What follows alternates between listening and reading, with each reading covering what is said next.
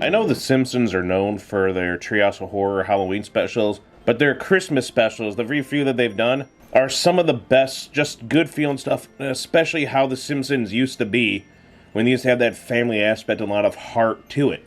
And what better way, I think, to start a series off with any holiday or just some kind of event than a Christmas special.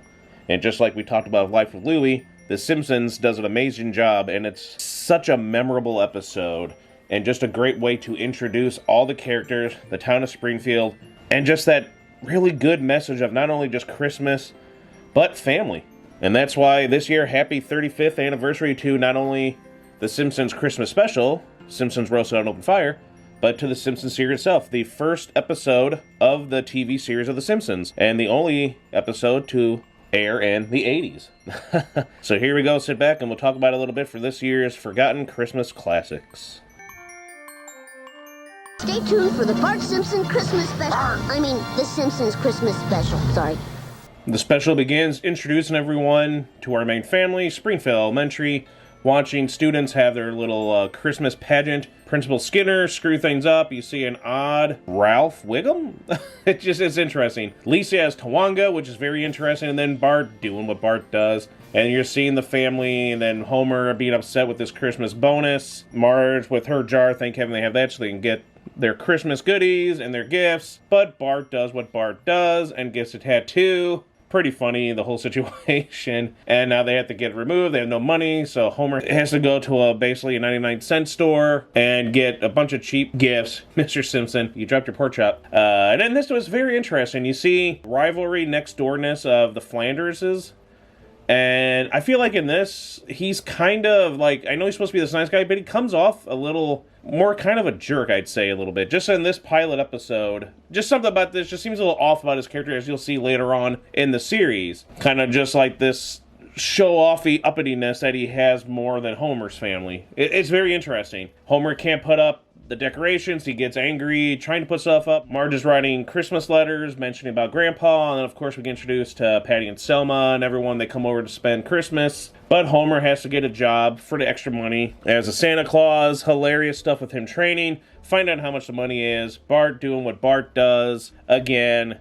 And I like the messaging about this again. You get this nice, it's funny, there's a lot of funny moments, but there's a lot of heart and messaging. I like how Homer, when they eventually have to go, I don't want to take my kid to the races on a dog race on Christmas Eve, and then he does. And I like Bart's little speech about the Smurfs and Charlie Brown. It's going to happen to us. It's wonderful. And then Homer deciding to bet on the name that he heard last minute entry, Santa's Little Helper, and he asks them to believe in him and to go with it, and Bart does. I like all this stuff there, and Homer being upset when the results of the dog losing. Very interesting with Barney and this girl in a car too, which you'll see later, But anyway, they end up taking in Santa's Little Helper, and it becomes their Christmas present, the family pet, and it's wonderful. It brings everyone together. Marge says it best again too at the end. It's a symbol of their love and everything, and it's a very sweet special. The animation's very nice. The music is great. It has that nice Christmassy feel and charm. And it has that nice sense of what The Simpsons were at the time for those first early seasons, before what they become when they get to the golden age of the series and everything. And, hopefully not as what it is now. But it's still not as bad. Now, I know people like to rant on it, but it's still, it is what it is. It's like most things. Most things, when they run their course, they last too long. It's how it's going to be. It's how it is with most things, honestly. But The Simpsons is a great series, and this was a great, wonderful thing just to start things off with. And it's a nice Christmas special with a lot of heart, a lot of humor, and you just get to see everything with the family. Besides Marge being that proud, it's, my favorite of the Christmas specials. It's just so good, and I love the ending when they all sing the little songs, and Homer just can't do the song right. Oh, Homer. Especially when they're training, and he mentions Donna Dixon and Nixon and stuff. It is hilarious.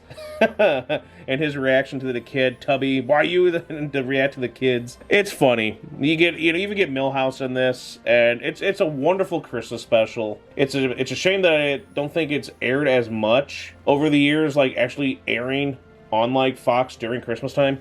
But it's a wonderful Christmas special, a great introduction to the Simpsons family, It's one of the best Christmas specials out there. It's one of the best Christmas episodes. It's one of the best Simpsons episodes. I love how the whole thing with Santa's Little Helper at the end. Very nice to see that that's how they've gotten Santa's Little Helper and everything. It's very nice and sweet and touching, and it's very Simpson-y. But he's a loser. He's